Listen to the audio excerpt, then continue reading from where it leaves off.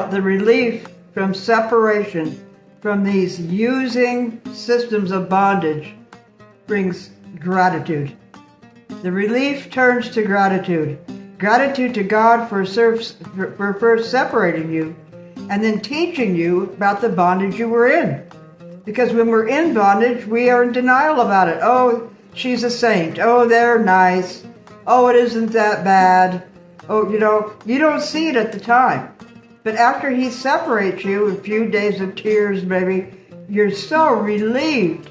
You didn't know about bondage. He had to teach you that way. For years I was in bondage. I had no idea I was. But now I look back and I just shudder. That's what the only problem with growing older is looking back. You're more mature now, and you can't believe the things you allowed in your life. That's the only problem.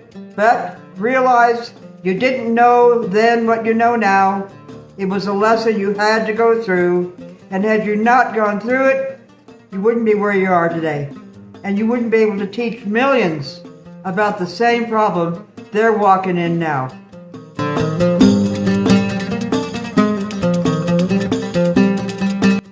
Your heartbreak is actually a setting free. It's a divine decree. Yes, this is what I wrote in my journal. You stop mourning what you left and start rejoicing what you were freed from, what you were saved from. You see, you can't see it at the time. Heartbreak, oh, it's a person who cannot see what they've been separated from. God did it by divine decree. You should be having a party. But see, you got to go on a little bit more to see how free you are. Freedom is what we want. Freedom is a constitutional right. Enslavement to a narcissist is bondage of the worst kind.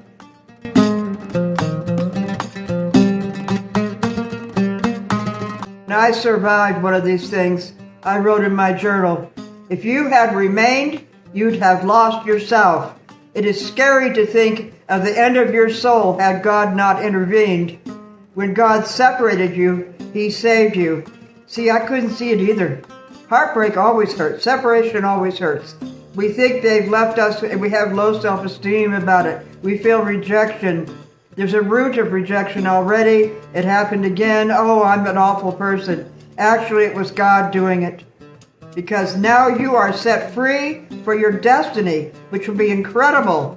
They were keeping you from your ship coming in. That's right.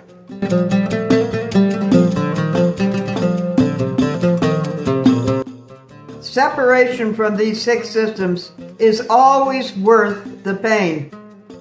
Separation is never your loss. It's your deliverance. It's hard to see that. People come and go. They're not that important. You want God. You want your true self, okay? Then you can love others as you love God, as you love yourself. You can do that. But first you have to realize what separation is bringing you to your destiny. You have to be free of that person. There's manipulation going on. Manipulation of your self-esteem. And when you had success, were they there to applaud it? No, they just fought it.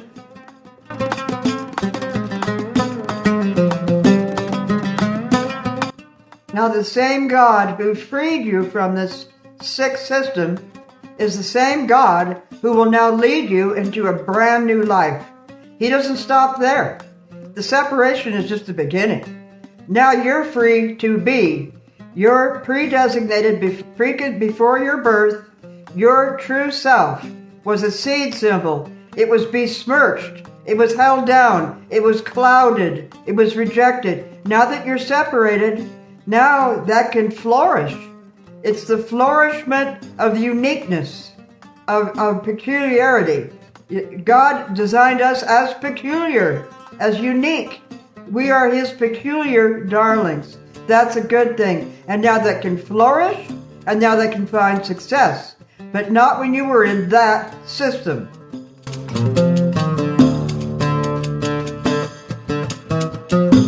From my journal at the time. With separation, their power begins to collapse. Their power is never authentic.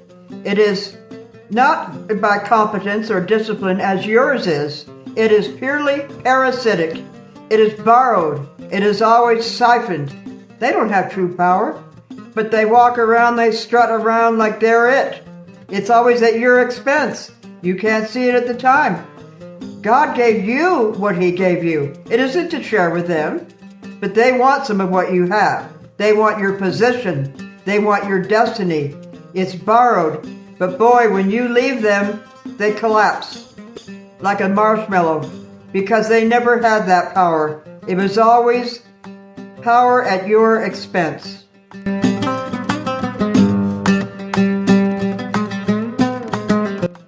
Their power and control is always because you're willing to lend them yours. It never is self-generated. They don't build, they extract. But we can't see it. That's Satan. He's clever. Lucifer is clever and beautiful. He makes us think they are the one with power. It's them. No, it's coming from you.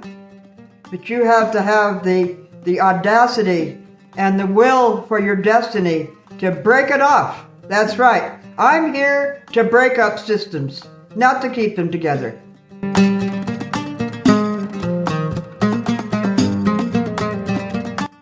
Their bravado, their swag never comes from them.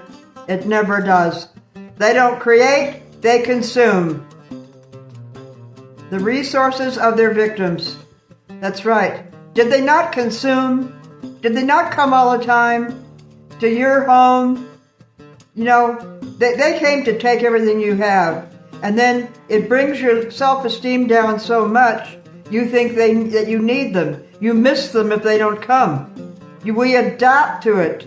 That's addiction. We need them more, but enjoy them less.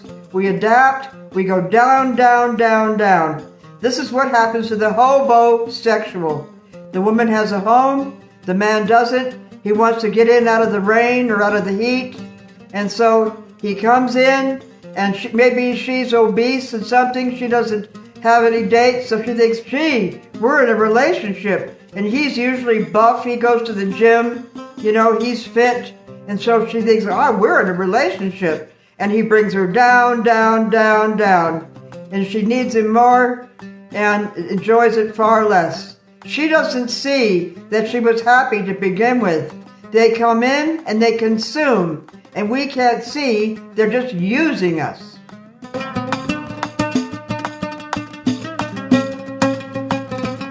I had to have my journal. Without my journal, I couldn't have made it through all this stuff, but I figured it out in my journal.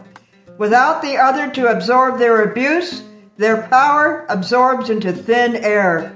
After separation, they are left without that fuel that made them formidable. They seem bigger than life, don't they? Yeah, this person coming into your home and stealing your destiny. Without you, they'd crumble into thin air. They're nothing. You are the one with the power.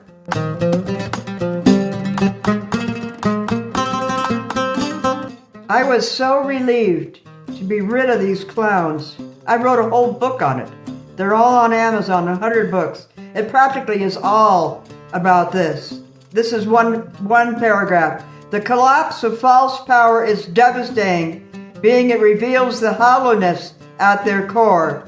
They strutted like kings and queens of their little empires, demanding obedience, but they exploited and were bound to fall. The empire is cardboard. You see, only by exploiting the people around them, could they be kings and queens. And as you diminished, your identity came like this. You did start to think they were kings and queens. Isn't it funny? And when you go no contact, it's a divine reversal. Now you shoot up like a tennis ball that's been held underwater, is let go, it shoots up, and they collapse down because their power was borrowed.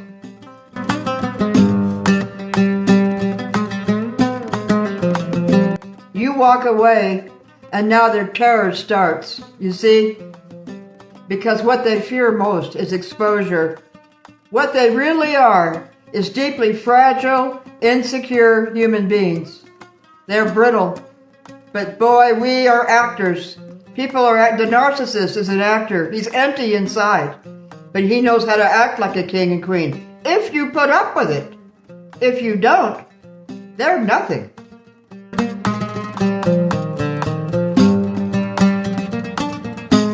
You walk away, and now their terror starts. You see? Because what they fear most is exposure. What they really are is deeply fragile, insecure human beings. They're brittle. But boy, we are actors. The narcissist is an actor. He's empty inside, but he knows how to act like a king and queen. If you put up with it. If you don't, they're nothing.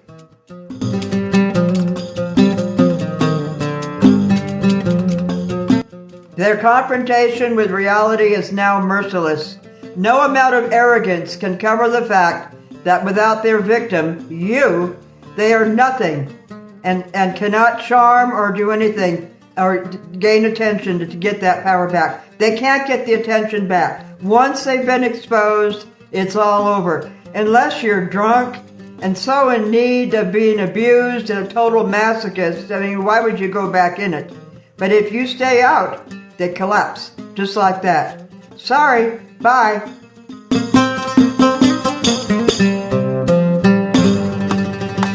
Now, they shrink back into insignificance because false power can never endure. All through history, you see false power. Tyrants rise up and they always come down.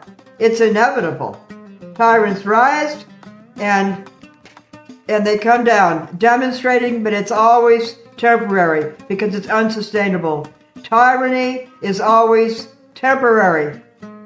It's unsustainable. It isn't based on moral principles. It isn't based on God. Base your life on God and you're on a rock, a strong foundation. Base your life on this, manipulating other people, and it's a castle built on sand, on cardboard, a paper castle.